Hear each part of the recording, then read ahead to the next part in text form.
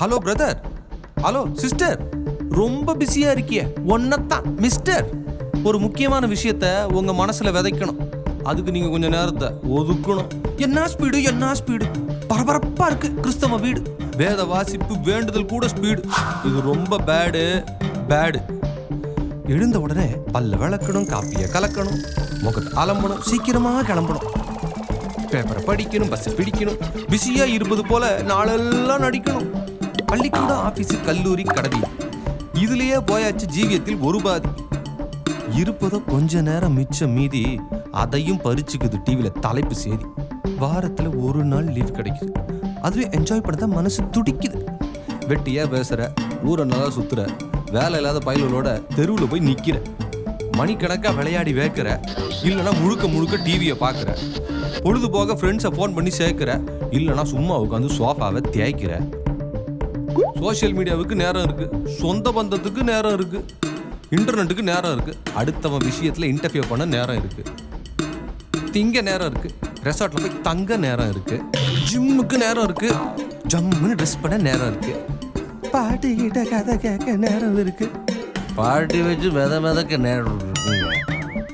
பசங்க டியூஷனுக்கு நேரம் இருக்கு, பொண்ணுங்க ஃபேஷனுக்கு நேரம் இருக்கு, வீட்டம்மா ரேஷனுக்கு நேரம் இருக்கு, ஐயா ரயில்வே ஸ்டேஷனுக்கும் நேரம் இருக்கு, பிக்கப்புக்கு நேரம் இருக்கு, பீஸா தின்ன நேரம் இருக்கு, டிராப்புக்கு நேரம் இருக்கு, டிராமா பார்க்க நேரம் இருக்கு, சமையலுக்கு நேரம் இருக்கு, சீரியலுக்கு நேரம் இருக்கு, செல்போனுக்கு நேரம் இருக்கு, சும்மா பேச நேரம் இருக்கு, பாக்கு போட நேரம் இருக்கு, பார்க்ல உட்கார நேரம் இருக்கு, 4 பேரை சேர்த்து வச்சு நாட்டு நடப்ப பேச நேரம் இருக்குயா, வாலிபர் ரொமான்ஸ் நேரம் இருக்கு, ரிலாக்ஸுக்கு நேரம் இருக்கு, ரோமியா மாதிரி ட்ரெஸ் பண்ணிக்கிட்டு ரோட்ல சுத்த நேரம் இருக்கு, கல்யாணத்துக்கு நேரம் இருக்கு, கருமாதிக்கும் நேரம் இருக்கு, எல்லாத்துக்கும் நேரம் இருக்கு, என்னத்துக்கெல்லாமோ நேரம் இருக்குயா. ஆனா நேரத்தை படைச்ச ஆண்டவருக்கு கொடுக்க கொஞ்சம் நேரம் இல்லையா உனக்கு?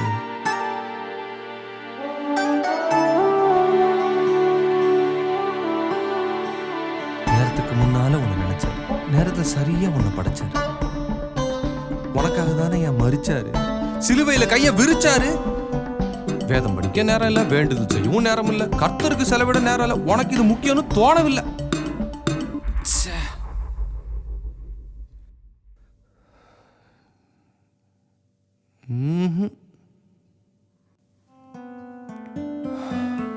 அக்கா, தம்பி, ஐயா, அம்மா, நான் சொல்றதை விட்டுறாதீங்க. சும்மா அன்றாடம் கர்த்தரை தேடணும், அதிகாலையில் அவரை நாடணும், இரவும் பகலும் வேத தியானம், அதுதான் என் உண்மையான ஞானம். நேரம் எடுத்து ஜபிக்கணும், நேரம் எடுத்து துதிக்கணும், காலமெல்லாம் காக்கிறவரை கொஞ்சமாவது மதிக்கணும். இந்த லேப்டாப், டிவி, மொபைல், மண்ணாங்கட்டி இது எல்லாத்தையும் ஒழிச்சு ஓரங்கட்டி நிம்மதியா ஒரு இடத்துல ஆண்டவரோட அமர்ந்துரு. நித்தியம் இல்லாத இந்த உலகத்தை கொஞ்ச நேரம் மறந்துரு. உன் காணிக்கைக்காக அவர் காத்திருக்கல, ஏன்னா வெள்ளியும் பொண்ணும் அவரோடது. உன் சொத்து பத்துக்காக அவர் காத்திருக்கல, ஏன்னா வானமும் பூமியும் அவரை பாடுது. அவர் கேட்பது உன்னோட நேரத்தை, இதுல காட்டு உன் பக்தி வீரத்தை. அவர் ஏங்குவது உன்னோட உறவுக்காக. இதெல்லாம் எதுக்கு தெரியுமா? கிறிஸ்தவ துறவுக்காக. ஏய், என்னப்போ ஓடிக்கிட்டே இருக்க, எதையோ தேடிக்கிட்டே இருக்க, எங்கயா ஓடுற? என்னத்தை தான் நீ தேடுற? முதல்ல உன் ஓட்டத்தை நிறுத்து, இந்த உலகத்து மேல நாட்டத்தை நிறுத்து, மற்றது எல்லாத்தையும் மறுத்து அந்த மேசியாவோட தொடங்கு. போக்குவரத்து நீ கூப்பிட்டா மட்டும் அவர் உடனே வரணும், நீ கேட்டதெல்லாம் வாங்கி தரணும். ஆனா அவரு கூப்பிட்டா உனக்கு வேலை இருக்கு. கிறுக்கு கிறுக்கு. நினைச்சு பாரு, அவர் செய்த நன்மைகள், காட்டிய தயவு, அருளின் ஆசீர்வாதம், நீக்கிய கொடியவாதம்.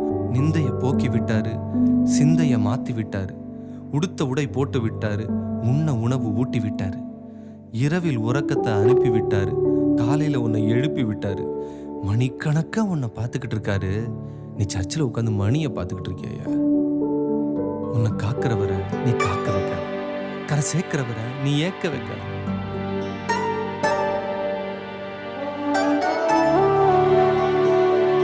பாரத்தை நீக்கிறாரு அவரு. உன் நேரத்தை கொடுத்தா என்ன தவறு? பிஸியா இருந்ததெல்லாம் போதும். ஏன் பரமனை உண்மையா தேடியா? ஓடிக்கிட்டே அவரை அறிய முடியாதுயா. அமர்ந்திருந்து அவரே தேவன் என்று அறிஞ்சுக்கையா.